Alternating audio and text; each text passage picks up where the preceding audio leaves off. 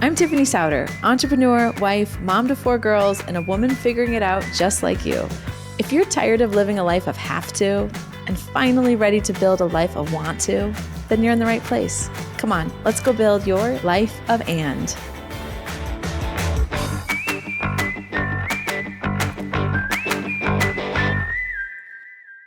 Welcome back to another episode of the Life of And podcast. I'm your host, Tiffany Souter, and I'm excited about today's conversation. I wrote this little line down on my phone. I have this little, like the notes app is where all good things go to live and sort of be thought about. And I was out walking. My youngest was riding her bike, and she said something to me that made me stop and realize, holy crap, isn't that true? In so many different areas of our life. So I have been pouring my mind into this idea of we have these dreams in our heads and in our hearts and in our inner knowing. And there are all of these things that sort of seek to derail it. And I'm finding at 45, I'm writing some goals down going into 2026 that I have been writing down for a long time. I've been writing this goal down for a lot of years. Why is it that it's continued to be elusive? And so you've no doubt, if you've been listening over the last couple of weeks, been hearing this theme as I talked about the difference between goals and priorities and realizing our priorities are really what activate. And then Brian and I talked about self-trust and how at the beginning of things, a lot of times people are telling you not to do it. And maybe that's the biggest sign that you should do it, is that people think it's a bad idea, because if it was a good idea, it would already exist in the world. So let me give you a little backdrop, and then I'll tell you what it is that she said. She's all of 5, but there's a lot of wisdom in that childlike sort of moment in life. And so we'll do that, and then I'll unpack it a little bit, and then you'll do something with it or you won't. You'll get to decide that. So, okay. So for Christmas this year, our 3rd and 4th daughters, we got them both bikes. And as an aside, we got them Guardian bikes. If you have kids that need bikes, go buy these bikes. This is not a paid advertisement. This is just a mama who loves these bikes. They are so thoughtfully engineered. It's insane. The braking system makes the bike brake like 30%, like in 30% of the time that it takes for them normally, because stopping is such a big thing for kids' safety. The way the brake is also on the handlebar from the very smallest size, so they don't have to transition to the handlebar brake when they get older. So that's another safety feature. They are incredible, absolutely incredible bikes. We got ours on Black Friday, and I want to say they were like $300 a piece, something like that. So they do run sales. So they're not cheap, but it's not like it's a grand, because they are going to outgrow it. But anyways, bikes. Okay. Our new neighborhood that we're moving into has a bunch of sidewalks, and they're getting to the age, they're 10 and 5. I want them to be able to go be kind of neighborhood kids a little bit, because we couldn't do that in our old house. And so bikes were the theme of the Christmas. So we have been out riding bikes, and my 5-year-old does not know how to ride a bike without training wheels, but her 10-year-old sister does, obviously. So little one always trying to keep up with older one, because such is birth order and how life works.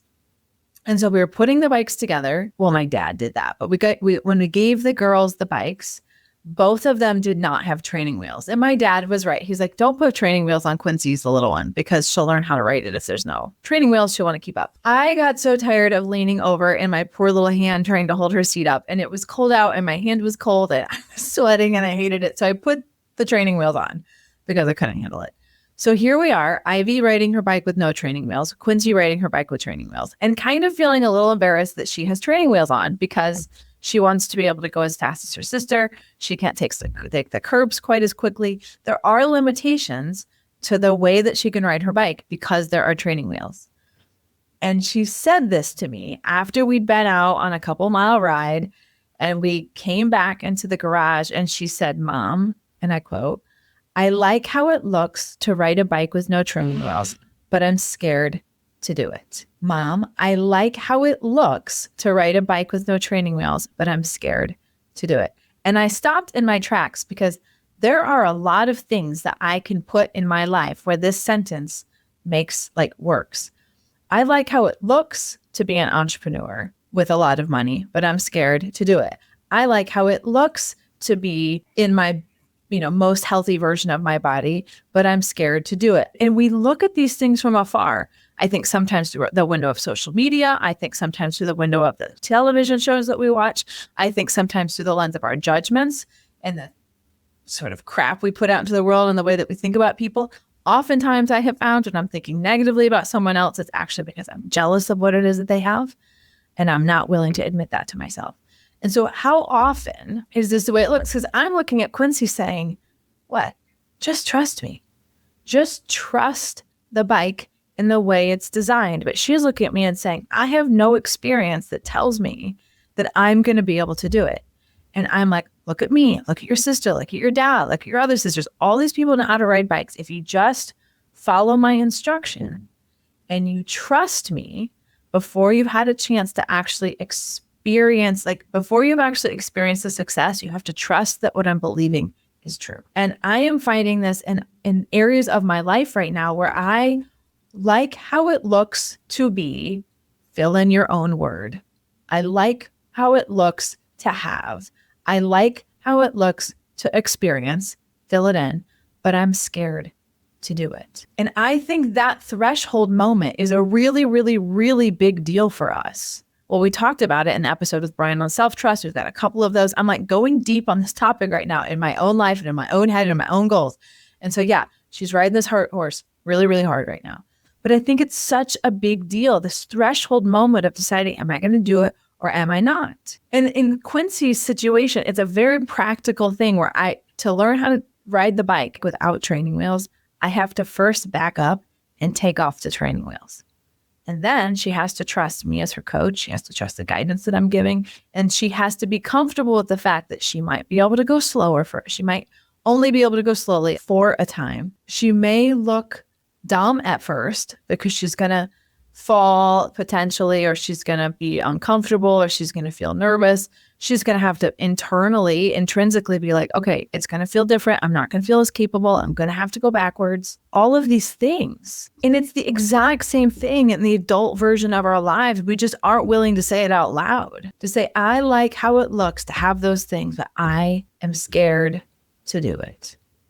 And I think there's something very powerful about understanding and knowing when it is that we're on that threshold, when it's like, I'm scared to do this. I'm scared. I'm scared to try it once. I'm scared to make decisions other people aren't expecting me to. I'm scared to interrupt the patterns that I've created in my life. I'm scared that if I try and fail, that is way scarier than having never tried at all and blaming the people around me and blaming the environment and blaming things and whatever the stuff is. But it's like, no, I like how it looks, but I'm scared to do it. So I guess I'm asking myself, what's the reframe on this? I like how it looks. How do I do it? Maybe that's the reframe. I like how it looks. How do I do it? How do I do it? How do I activate it? How do I make it happen? If she said, I like how it looks, Mom, how do I do it?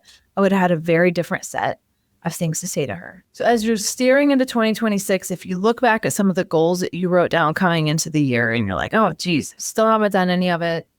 I'm feeling like I'm not as far as I thought. I'm part of the statistic. I think it's something like 93% of us have already abandoned our New Year's resolutions.